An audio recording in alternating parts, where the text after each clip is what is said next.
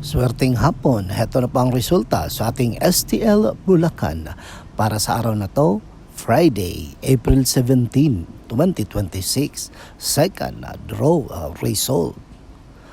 Ihanda yun ang STL tickets nyo at heto na ang resulta sa ating second draw. At para naman po sa ating STL Bulacan second draw result, ang resulta ngayong hapon ay ang numerong ito.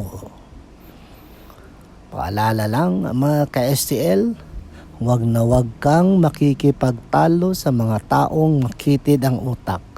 Dahil kahit gaano pa kaganda ang explanation mo, hindi yan makikinig sa'yo. Okay? Don't forget to subscribe, Purple Green TV. At mag-ingat kayo palagi, okay?